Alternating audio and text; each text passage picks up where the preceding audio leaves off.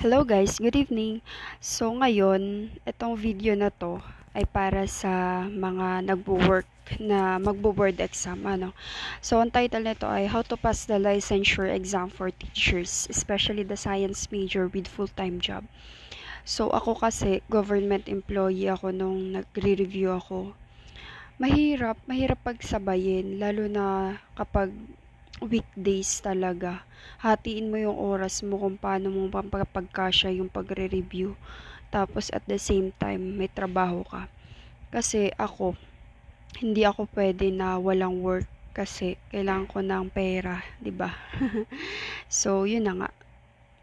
So, una-una, mag-start early and study effectively ka. So, kung ang board exam mo ay March, maganda mag-start ka mga October, ganun. Pero kung hindi kaya, kahit 3 months, ganun, mag-aral ka mabuti. Tapos, alamin mo yung scope ng exam mo. Ako kasi, 'di ba, science major, madaming scope. Sobrang lawak ng science. Kailangan maisa-isa mo yun, i-search mo kung ano yung scope ng majorship. Tapos mag-set ka ng goals. Ano ba yung kailangan mong ma-achieve? Halimbawa, nag-aim ka mag-top notcher. Mag-aim ka ng top notcher, tapos ano yung rating na gusto mo? Isulat mo yun sa papel, idikit mo sa dingding para araw-araw mo nakikita. Tapos isulat mo yung pangalan mo with the LPT sa last name, sa pagkataas ng last name mo, 'di ba? Tapos nag-enroll nga pala ako sa review center sa Gurong Pinoy. Online review lang siya. Sobrang laking tulong nito sa akin kasi working ako.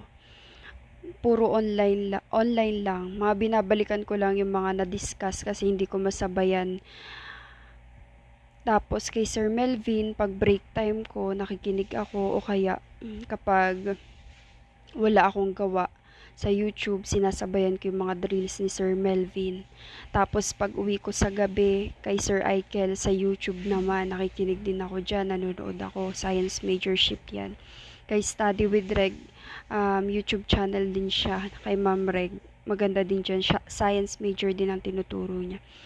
So, yun lang, maganda, alamin mo yung scope ng exam mo, tapos manood ka araw-araw kapag vacant time, kapag meron kang oras, huwag kang titigil na makinig, mag-aral. So, next ay mag-set ka ng schedule. So, dyan makikita mo dyan sa picture ko dyan na nilagay. Meron ako dyan malaking calendar.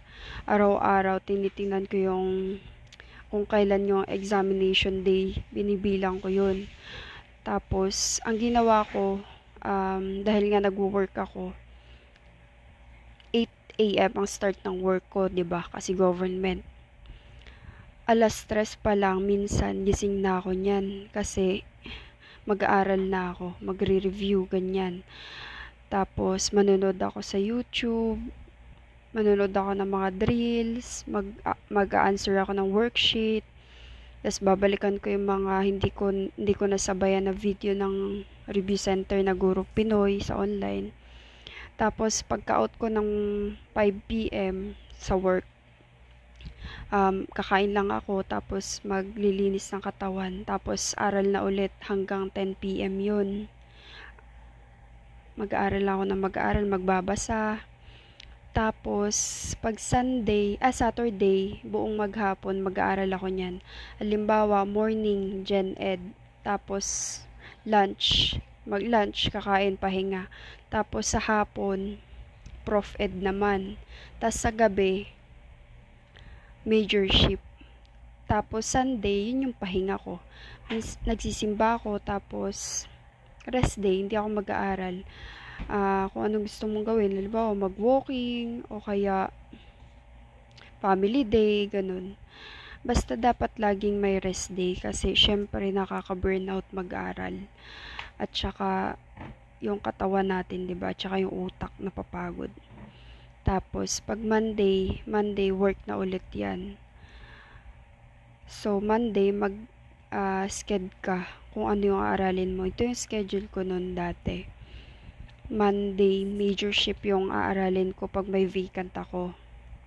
Tapos sa gabi ng Monday, pag uwi, tsaka pagising ko. Tapos Tuesday, pag vacant ko ng lunch, Gen Ed naman yung pinapakinggan ko. Tapos pag uwi, tsaka pagising ko, Gen Ed ang aralin ko. Wednesday, Prof Ed, ganun. Thursday, Gen Ed ulit, tas Friday, major shift. Ganun, mag-set ka ng schedule kung ano yung mas makakabuti sa'yo. Kung ano yung sa tingin mong kailangan mong aralin, ganun. Tapos, syempre, dahil nga nag-aaral ka, kailangan mong maging healthy. Dahil kapag nagkasakit ka, syempre, mahirap. Gawa ng nag-aaral ka nga. Tsaka nagtatrabaho ka. So, dapat may vitamins ka. Ako nagtitake ako ng B-complex tsaka ascorbic. Tapos, tubig lang ng tubig. Ganun. Tapos, fruits o kaya, basta hindi ka magpapalipas ng pagkain.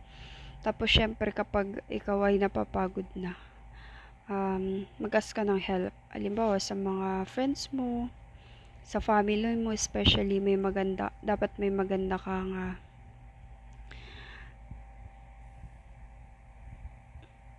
relationship, ganun. Para pag napapagod ka na, may makakausap ka, ganun. Syempre, magtiwala ka kay Lord. Magsimba ka pag Sunday, mag-pray ka lagi bago ka mag-aral, pagkatapos mo mag-aral, bago ka matulog, bago ka mag-start ng araw mo. Basta magtiwala ka. Tiwala ka sa sarili mo at saka kay Lord palagi. Tapos i-claim mo talaga. Tsaka mag-aral ka na mag-aral, huwag kang magpapalipas ng araw na hindi ka nag-aaral.